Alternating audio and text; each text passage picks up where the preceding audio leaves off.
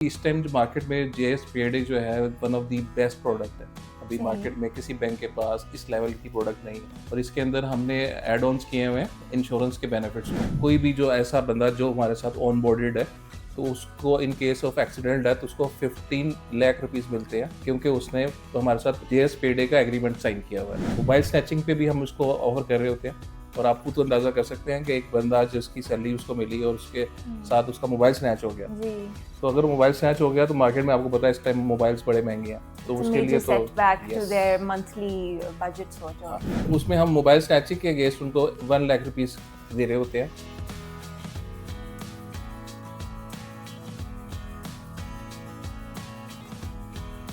Assalamu alaikum. This is Dr. Zahra, aesthetic consultant at ESA Labs. I am here with another segment of Unfiltered Voices. आज हमारे साथ जो guest मौजूद हैं वो पाकिस्तान की बैंकिंग सेक्टर के बहुत ही नामवर शख्सियत हैं, esteemed banker Mr. Majid Qureshi, who is the regional head of transaction banking at JS Bank, and he's also the senior vice president at JS Bank. अस्सलाम वालेकुम माजिद साहब। अस्सलाम वालेकुम जी, आप कैसी हैं? आप खैरियत से हैं? अल्हम्दुलिल्लाह, आप थैंक यू ठीक सो मच हैं? सारा for inviting me. Thank you for making the time and Thank you. joining us. We're very excited to have you here. थोड़े से मुझे बताइए कि transaction banking, and obviously a lot of our audience, they are not familiar with the jargon that is used in your industry. तो आपके काम की नौयत क्या है? What tasks do you oversee? I'm sure you have a leadership position which is quite high profile as well. तो थोड़ा सा हमारे viewers audience को बताएं कि आप what exactly your job entails. बिल्कुल ठीक है। बेसिकली ट्रांजैक्शन बैंकिंग एक थोड़ा सा चैलेंजिंग सा एक नाम लगता है देखने में, लेकिन ये बड़े ही ज़बरदस्त डिपार्टमेंट है। इसके अंदर हम जितने भी कॉर्पोरेट्स होते हैं उनको टैग करते हैं, उनको ऑनबोर्ड करते हैं और हम उनको फैसिलिटेट करते हैं फॉर इनकी जो पेमेंट्स हैं उनके लिए। अगर स्कूल हैं, यूनिवर्सिटीज़ हैं या एजुकेशन इंडस्ट्री हैं या ऐसे लोग हैं जिनको अपने कलेक्शंस लेनी है डिफरेंट जगह से, तो उनको हम ये इसके सॉल्यूशंस देते हैं। और इसके साथ साथ हमारा जो एक है कहते हैं जेएस पेडे, एक हमारी प्रोडक्ट है जो हमारी पेरोल से रिलेट करती है। अभी इस टाइम जो मार्केट में जेएस पेडे जो है one of the best product है। अभी सही। मार्केट में किसी बैंक के पास इस लेवल की प्रोडक्ट नहीं है और इसके अंदर हमने एड ऑन्स किए हुए हैं इंश्योरेंस के बेनिफिट्स को, और जिसकी वजह से इस जो चीज़ इसको सबसे ज़्यादा बेहतर और सबसे ज़्यादा अच्छा बनाती है। आल्दो हमारे पास बेस्ट टीम है और हम लोगों के पास जो इस वक्त कंप्लेंट की रेशो है ऑलमोस्ट ज़ीरो है, विच इज़ एक्सेप्शनल। तो all credit goes to our team. तो अभी हमने इसको और थोड़ा सा इन्हांस किया है। अब हम इसको हर साल इसके अंदर ना कुछ चेंजेस लेके आते हैं ताकि हम अपना ये जो बात करते हैं कि हम मार्केट को लीड कर रहे हैं तो उसको मैनेज कर सकें। तो अभी रिसेंटली इसके अंदर हमने बहुत ज़्यादा एडिशंस किए हैं। फॉर एग्जांपल अगर in case of accidental death, कोई भी जो ऐसा बंदा जो हमारे साथ ऑन बोर्डेड है तो उसको in case of accidental death उसको 15 लाख रुपीस मिलते हैं क्योंकि उसने हमारे साथ उसकी कंपनी ने जेएस पेडे का एग्रीमेंट साइन किया हुआ है। तो उसके अंदर ये उसका एक फीचर है। उसके अलावा इसमें हम ऐड करते हैं इन केस अगर किसी के भी जो हमारा अकाउंट होल्डर है उसको कोई ऐसा इंसिडेंट हो गया कि उसने एटीएम से कैश लिया है या किसी वो ब्रांच से कैश लेके निकला है और उसके साथ कोई इंसिडेंट हो गया, किसी ने उसे स्नैच कर लिया, तो क्योंकि मार्केट में आपको पता है कि जब लोगों को पता होता है एक दूसरे की सैलरी आ रही है तो शैतानी ऐसे ही हरकतें लोग इस तरह की ऐसे करते ही हैं है जी। कि और एक सैलरीड क्लास के लिए बहुत ज़्यादा मुश्किल हो जाता है कि उसको सैलरी मिली 1 महीने के इंतज़ार के बाद और उसको उससे महरूम हो जाए वो, तो उसको बिल्कुल। हमने उस पॉइंट ऑफ व्यू को देखते हुए हमने उसका एक सोल्यूशन निकाला है जो हमने उनको इंश्योरेंसेस ऑफर की हैं। उसमें हमने कहा है कि आप 50,000 तक का क्लेम हमारे से ले सकते हैं इन केस आपके पैसे अगर ब्रांच से निकले थे स्नैच कर लिए या फिर आपने एटीएम पे कोई ट्रांजैक्शन की है और बाहर किसी ने आपसे छीन लिए हैं पैसे, तो आप उसका क्लेम ले सकते हैं।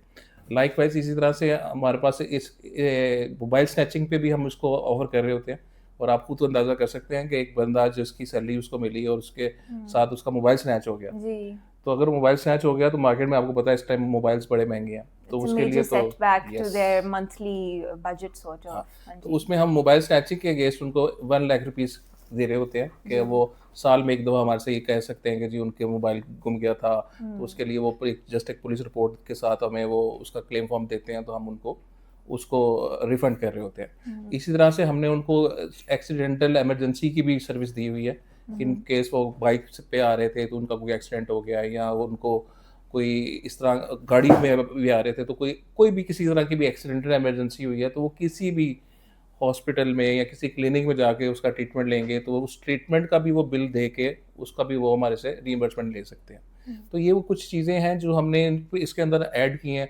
इवन वैलेट स्नैचिंग पे भी हम उनको 10,000 दे रहे हैं। अगर उनका सही। वैलेट स्नैच हो गया, वी हम्म। सपोज के हम जो एक वैलेट के अंदर जो लाइसेंस होता है, जी जी। एक आपका सीएनएससी होता है, NIC होता इसकी है। जो लाइसेंस की फी है एटलीस्ट वो उसके साथ सही मैनेज करवाया जा सही सके, सही। तो 10,000 की अमाउंट हम उनमें उसको दे रहे होते हैं। तो हम्म। इस तरह की फीचर्स ने इस प्रोडक्ट को मास्टर क्लास बना दिया हुआ है। जी। ये अब इस टाइम मार्केट में किसी के पास नहीं है, हम ये क्लेम करते हैं, और इसको हम और डेली बेसिस पे हर वीक रियरली इसको हम रिफाइन कर रहे होते हैं। हम्म। तो ये वो थोड़ा सा बैकग्राउंड है जो मैंने आपको था कि आपने ट्रांजेक्शन जी का जी पूछा, तो मैंने कहा जी आपसे जी मैं ज़रूर बिल्कुल शेयर कर दूं। नहीं I am glad that we you actually mention this क्योंकि I feel like this is a very noble cause and that too led by a private sector bank in a country like Pakistan you know with the way our economy is and you know हर कोई snatching में ही लगा हुआ है अपनी pockets को full करने में लगा हुआ है but I think that's a very noble cause that you guys are working on so that's fantastic to hear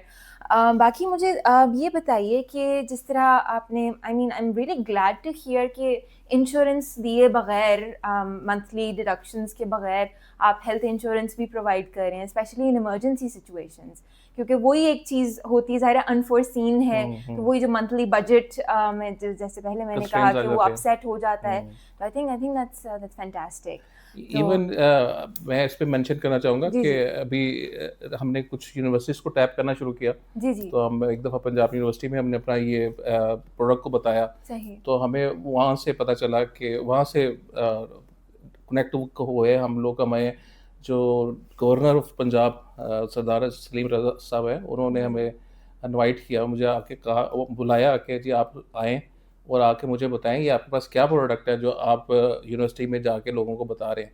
जब हमने उनको ये सारे फीचर बताए, जी अच्छा इसमें सॉरी मैं भूल गया, जी जी इसका एक और फीचर है, वो है इसको हम वेरिएंट 3 कहते हैं। Okay variant 3 is all about females, कि आपके पास आपकी किसी भी कंपनी जो हमारे साथ एमओयू साइन करती है, उसमें जितने भी फीमेल्स हैं वो सब अगर हमारे पास अकाउंट खुलवा लेती हैं, जी तो उन case of 7 critical diseases of womens जी लाइक ब्रेस्ट कैंसर और इस तरह के जो कैंसर्स हैं 7 टाइप ऑफ, उसकी ट्रीटमेंट के लिए हम उनको 5 लाख रुपीज़ देते हैं। ओके तो ये जब सारी बातें मैंने उनको बताई तो उन्होंने कहा कि यार आप लोग, तो मुझे यकीन नहीं था कि एक प्राइवेट बैंक पाकिस्तान में रहते हुए इतने इतनी अच्छी प्रोडक्ट के साथ काम कर रहा है। तो बेसिकली उन्होंने कहा कि ये आप लोग इंसानियत की खिदमत कर रहे हैं। जी that is a big compliment for us. And touche. I mean, obviously a very noble cause, and especially given how women are, you know, like a lesser served, you know, part of our population, और especially उनके जिस तरह की आपने बताया cancers, breast cancer है, cervical cancer, and all of these. Obviously, the treatment is very expensive, and a lot of them forego the treatment because of the incurring costs. Yes. I think that's you know very you know काफ़ी foresight है आप लोगों की माशाल्लाह से आपकी leadership की so just moving on to the next question हमारे यंगस्टर्स हैं जो कि अभी ज़ाहिर है कॉलेज में पढ़ रहे हैं और अब यूनिवर्सिटी में जाने लगे हैं and a lot of them are you know thinking about going into banking into finance तो what is your advice for them to decide कि क्या प्रोज एंड कॉन्स हैं आपकी इंडस्ट्री में आने के लिए what should they be looking at what you know they should be weighing on what points? अच्छा बेसिकली मैं आपको इसमें थोड़ा सा बताऊं कि अब वो दौर गुजर गया कि जब पेरेंट्स की ख्वाहिश होती थी कि मेरा बच्चा डॉक्टर बन जाए, मेरा बच्चा इंजीनियर बन जाए। अब बच्चों के पास ऑप्शंस बहुत ज़्यादा है। जी तो बैंकिंग एक बड़ा ज़बरदस्त कहते हैं डिपार्टमेंट है, बड़ा ज़बरदस्त एक ऑक्यूपेशन है। तो इसको समझना हर एक के बस की बात भी नहीं है।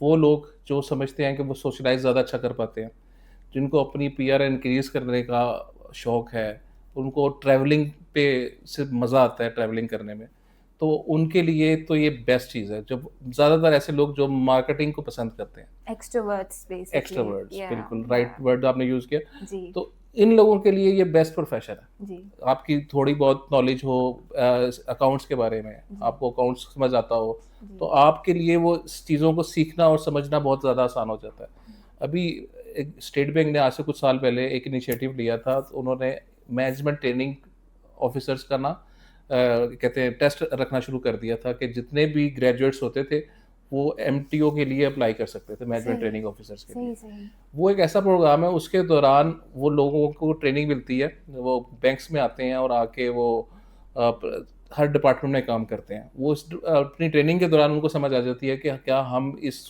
जॉब के लिए सूट भी कर रहे हैं कि नहीं कर रहे हैं। तो अब तो चीज़ें बहुत ज़्यादा क्लियर हैं। अब वो ये नहीं है कि लोगों ने एक कैरियर अडॉप्ट किया और उसके बाद वो मजबूर हो गए कि यार मेरी इस पे सैलरी आती है, मैं इसके अलावा मेरी फैमिली का इस पे स्पेंडिंग नहीं हो सकती।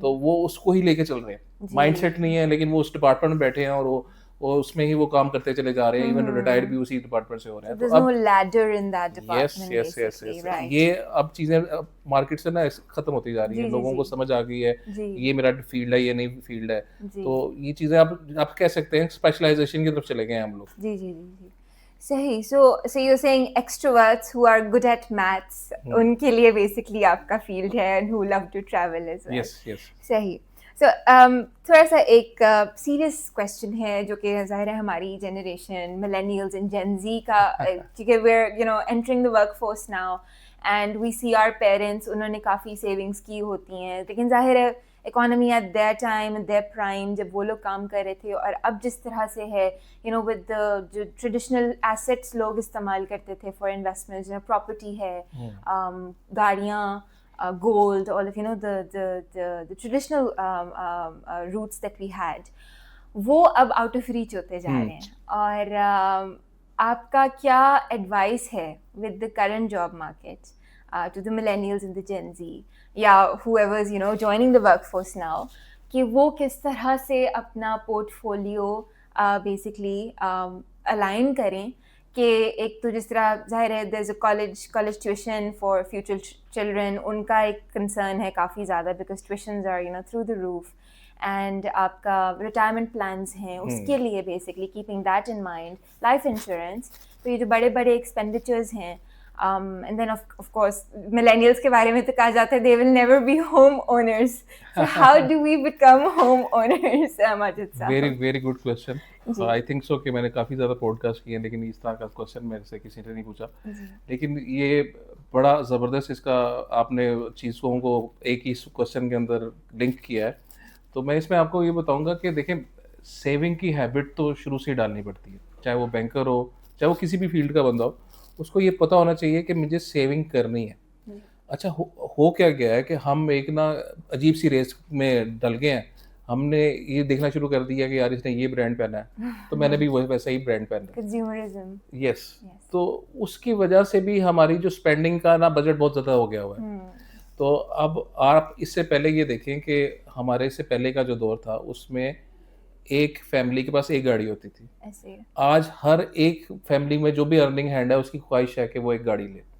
तो इस जो खुद से हमने एक रेस बना ली अपने लिए, कम्पिटिटिव एनवायरनमेंट बना लिया खुद से, वो ज़्यादा मुश्किल हो गया। शायद इसका कहते हैं इल्ज़ाम हमें सोशल मीडिया को भी देना चाहिए कि अब अगर आपका खुद ताए चाचे का बेटा है उसने कोई भी चीज़ ली है नहीं तो फटाफट वो सोशल मीडिया पे लगा लेता है। बिल्कुल ऐसे तो वो एक कंपटीशन जो उसके फ्रेंड्स के अंदर है या उसके फैमिली में है वो स्टार्ट हो जाता है कि यार इसने ले लिया अब हमें भी लेना है। तो ये आई थिंक सो कि इस चीज़ से निकलना ज़रा ज़रूरी है। हम लोग थोड़े से इमोशनल लोग हैं तो हम लोग बस ये इस चक्कर में पड़ जाते हैं।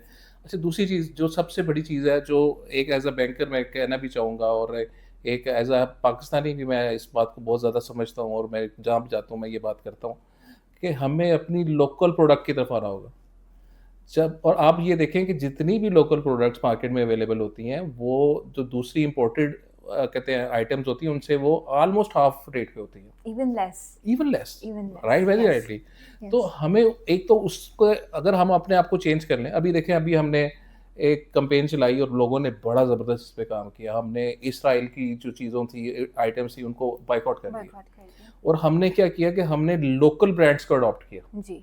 उससे क्या हुआ कि एक तो हमारा वो पर्पस भी पूरा हुआ कि वो इसराइल को उसका डेफिनेटली नुकसान भी हुआ, उसके बिजनेस लॉसेस हुए।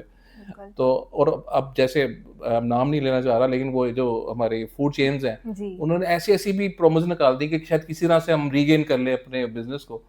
तो ये वो चीज़ें हैं, हम इस कौम से अगर सिर्फ डायरेक्शन मिल जाए ना इस कौम को ये कुछ भी कर सकती है। तो मेरे ख्याल में हमें अपनी लोकल इंडस्ट्री को प्रमोट करना चाहिए, उससे हमारी ना सेविंग भी होगी, हमारी लोकल इंडस्ट्री को भी लोगों को जॉब्स मिलेंगी और अपॉर्चुनिटीज़ भी बढ़ेंगी हमारे मुल्क में। और देखिए, मैं हमेशा ये बात कहता हूँ कि हमारा मुल्क जो है ना, वो एसएमई कैटेगरी का बैंक है, small medium enterprises type bank है। जी। तो हमारे बैंक को नए स्टार्टअप्स की ज़रूरत है, हमारे जो कहते हैं मुल्क को नए एंटरप्रेन्योर्स की ज़रूरत है। तो जब हम अब ये सोच लेंगे कि हमने अपनी लोकल इंडस्ट्री को प्रमोट करना है, तो फिर आप देखें कि इस मुल्क के अंदर 1-2 साल के अंदर कितनी बड़ी चेंज आएगी कि हमारे पास हर चीज़ खुद से प्रोड्यूस होनी शुरू हो जाएगी। इवन आपने देखा होगा, इंडिया की अगर एग्जांपल ले लें, तो इंडिया अपनी लोकल मैन्युफैक्चर्ड कार्ड को यूज़ करते हैं। जी। तो उनकी जो गाड़ी की कहते हैं कार की जो इंपोर्ट है बहुत कम है। जी। तो ये चीज़ हमें भी सोचनी होगी। हमें अपनी जब तक लोकल इंडस्ट्री की तरफ नहीं आएँगे, तो जिस तरह आपने मेरे से क्वेश्चन करते हुए 10 चीज़ें लिंक कर दी, तो मैंने भी आपके जवाब नहीं, में नहीं, आई कुछ चीज़ों अप्रिशिएट दैट। को आई लिंक कर दिया। अप्रिशिएट। तो जी, हमें जी, जी। अपनी लोकल इंडस्ट्री को प्रमोट करना चाहिए। जी, जी, जी।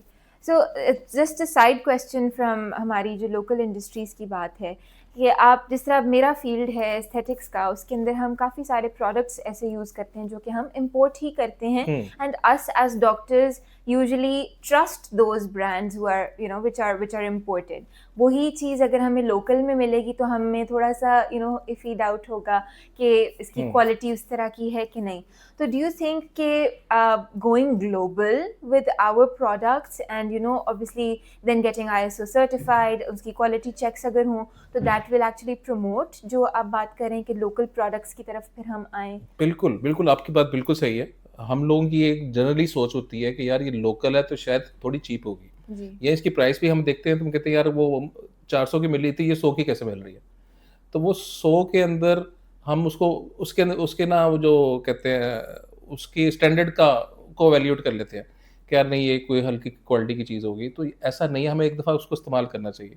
इस्तेमाल करने के बाद हम, और आपने देखा होगा कि तो आजकल तो इतना स्पीडी सोशल मीडिया है, सोशल मीडिया पे आपको कहीं भी आप बैठ के उसके बारे में बात कर सकते हैं, अपना फीडबैक दे सकते हैं। इवन कंपनी ने हर पैकिंग पे लिखा होता है, अगर आपको फीडबैक देना है या कंप्लेंट है तो इस नंबर पे हमें ईमेल करें या इस पे अपना फीडबैक दें, तो हम उस पे दे सकते हैं। जी। तो यही लोग जो हमारे लोकल लोग बैठे हुए हैं, ये अपनी चीज़ों को इम्प्रूव करके उस क्वालिटी की तरफ जा सकते हैं जो हमारे डिज़ायर्ड लेवल की क्वालिटी है, जी। जिससे वो कल को इसको एक्सपोर्ट भी कर सकेंगे। और जी। अभी बहुत से मैंने लोगों को देखा है जो माशाल्लाह बहुत अच्छा काम कर रहे हैं। स्टार्टअप्स थे अभी, अब जैसे कुछ लोग नाम ले भी लेते हैं, ये लेयर्स का आप नाम देख लें, जी। लेयर्स ने क्या कमाल कर दिया। जी।